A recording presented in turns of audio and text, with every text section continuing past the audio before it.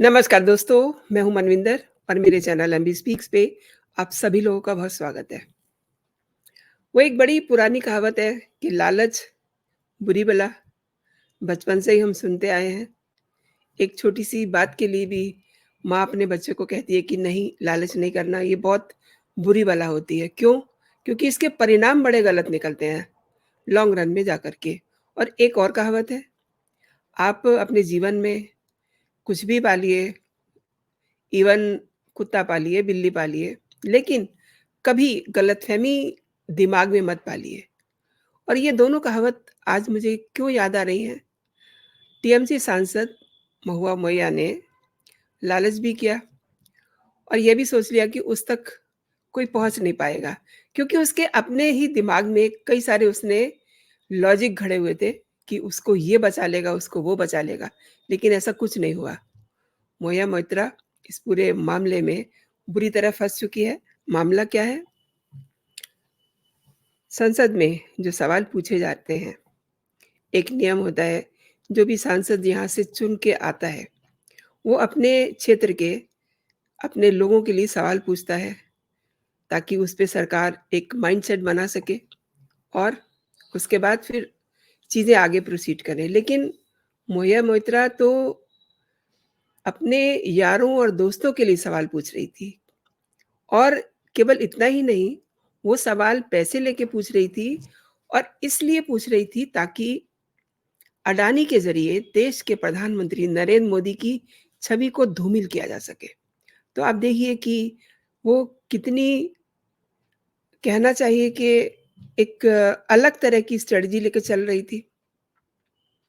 अब प्रेम कहिए, यारी कहिए, लेकिन देश की संसद को तो महुआ मोइत्रा ने दाँव पे लगा ही दिया ना। इसीलिए एथिक कमेटी ने उसे भी तलब कर लिया है।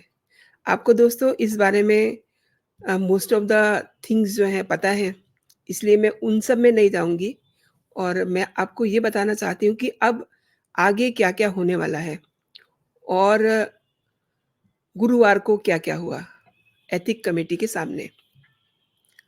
पहले तो सबूत के लिए निशिकांत दुबे और महुआ के दोस्त एडवोकेट को बुलाया ही गया था। वो दोनों लोग पहुँचते हैं, हाज़िर हुए वो और उन्होंने जो कुछ उनके पास था, वो सब बताया मौखिक रूप से भी और वैसे भी उन्होंने सबूत उनके सामने रखे। और अब ये कहा जा रहा है कि एथिक कमेटी ने सारे आरोपों को बहुत गंभीर माना है और महुआ मोइत्रा को भी 31 अक्टूबर को कमेटी के सामने तलब होने के लिए कह दिया गया है। तो कुल मिला के ये जो पूरा मसला है ना, बहुत ज़्यादा गंभीर हो गया है। कमेटी के चेयरमैन और बीजेपी सांसद विनोद सोनकर ने ये भी कहा कि आज निशिकांत दुबे और एडवोकेट जय अनंत देहाद्रही को जो सम्मन भेजे थे, उसके अकॉर्डिंग दोनों लोग पेश हुए और दोनों ने अपनी बात कही और वो जो बातें एक पूरा बंच कमेटी के सामने रखा गया, उसके बाद कमेटी ने ये फैसला किया कि अब महुआ को बुलाने की बारी है।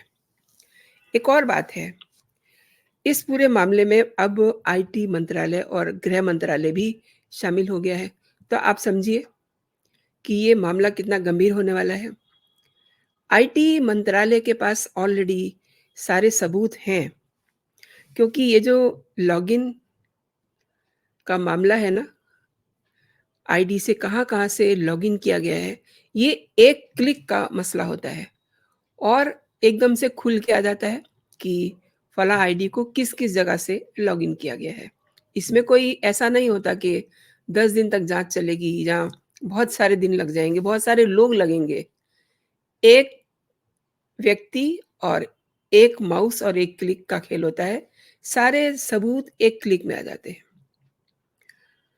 अब चूँकि आईटी के पास सारे सबूत आ चुके हैं, तो गृह मंत्रालय भी शामिल हो गया है। इससे ये समझ में आ रहा है कि पूरा मामला बहुत गंभीर हो गया है, क्योंकि किसी की भी आईडी दोस्तों यूज़ करना अपने आप में गंभीर होता है। किसी को अपनी आईडी देना ये भी गलत है और जो उसको यूज़ कर रहा है, वो भी गलत है। और देखिए मकसद मकसद चूँकि क्लियर है कि आईडी को क्यों यूज़ किया जा रहा था, अपने हिसाब से ताकि वो इंसान अपने हिसाब से सवाल बनाए, और सवाल भी क्या, अडानी को आगे करके देश के प्रधानमंत्री को टारगेट किया जा रहा था। कितना बड़ा अपराध है ये। अपराध और उसके बाद फिर अपराध। मैंने जैसा कि आपको बताया कि आईटी के पास सारे सबूत आ चुके हैं, जिनसे ये पता चल गया है कि आईडी को कहाँ-कहाँ से लॉगिन किया गया है। महुआ ने जो खेल खेला है ना, उसको उसकी भारी कीमत चुकानी पड़ेगी। अब कमेटी उसको बुला ही रही है। वैसे एक और बात है, सारा गेम पूरी तरह से ओपन है। दर्शन हीरानंदानी जो इस आईडी का लॉगिन कर रहे थे, और लॉगिन कहाँ से कर रहे थे, वो लॉगिन कह तो ये रहे हैं कि वो दुबई से कर रहे थे, लेकिन वो बिज़नेसमैन हैं, बिज़नेस टाइकून हैं, घूमते रहते हैं, कहीं से भी कर सकते हैं। उनका मकसद क्या था? उन्हें अपने इलाके में कोई ज़्यादा काम नहीं करवाने थे। केवल और केवल उन्हें अदानी को लेकर के देश के प्रधानमंत्री को, उनकी छवि को धूमिल करना था। इसलिए उनको पासवर्ड आईडी दी गई थी, ताकि वो सारी चीज़ें ढूँढते रहें, किसी तरीके से अदानी का कोई भी कमी सामने आए और ये कहा जाए कि अदानी तो देश के प्रधानमंत्री के मित्र हैं, और ये कह कर के उनकी छवि को खराब किया जाए। अब सारा गेम ओपन हो चुका है। दर्शन हीरानंदानी तो अपने हल्फ़नामे में ये कह चुके हैं सारी बातें, कि उन्होंने पासवर्ड के ज़रिए कई बार लॉगिन किया और महँगे तोहफ़े देने की भी बात कर चुके हैं, जो आप सब लोगों को पता ही है। पर्स से लेकर के और स्कार्फ़ और भी ना जाने क्या-क्या चीज़ें, और वो ये भी कह चुके हैं कि उनकी महुआ से काफ़ी गहरी दोस्ती थी, उनके गहरे रिश्ते थे, वो विदेशों में भी मिलते थे, वो जब भारत आते थे तब भी मिलते थे, और महुआ खुद भी जाके उनसे मुलाकातें करती थी। यानी कि दर्शन हीरानंदानी से काफ़ी क्लोज़ वाले रिश्ते थे एक सांसद के, और उसी के लिए, उन रिश्तों की खातिर महुआ ने देश के सदन को, देश की संसद को दाँव पे लगाया। अब यहाँ एक और बात है, दर्शन हीरानंदानी चूँकि बिज़नेसमैन हैं, चूँकि वो अडानी के राइवल भी हैं, बहुत बार ऐसा हुआ कि उनको कोई ठेका मिलने वाला था, उनको कोई प्रोजेक्ट मिलने वाला था, किसे? दर्शन हीरानंदानी के ग्रुप को, लेकिन वो मिला अडानी को, तो ये एक उनकी आपस में दुश्मनी भी थी, और इस दुश्मनी के चलते वो चाहते थे कि प्रधानमंत्री को ब्लैकमेल किया जाए, प्रधानमंत्री को बदनाम किया जाए। लेकिन वो कहते हैं ना, जो इंसान बड़ी अच्छी नीयत से अपना काम कर रहा होता है, जैसे कि देश के प्रधानमंत्री अपनी नेक नियति से काम करते चले जा रहे हैं, और जो उनके दुश्मन हैं ना, वो खुद ब खुद ही सामने आ जाते हैं। ये महुआ मोइया कोई पहली महिला नहीं है, पहली सांसद नहीं है। कई सारे ऐसे लोग हैं जिन लोगों ने अ, मोदी को बदनाम करने की कोशिश की, लेकिन वो खुद ही बदनाम हो गए। अच्छा, महुआ ने कुछ और लोगों के भी नाम लिए, मतलब महुआ ने क्या, महुआ के कारण जो हल्फ़नामा दिया गया अडानी हीरानंदानी की तरफ से, उसमें कई सारे लोगों के नाम आ गए हैं। उसमें राहुल गांधी भी हैं, उसमें कई पत्रकार भी हैं, उसमें विदेशी मीडिया के भी नाम हैं, तो वो सब लोग भी बेनकाब हो गए हैं। अब आप ये देखिए कि अगर ये जाँच चलती है महुआ के खिलाफ, तो इसकी आँच हीरानंदानी पर भी ये समझ लीजिए कि आ चुकी है।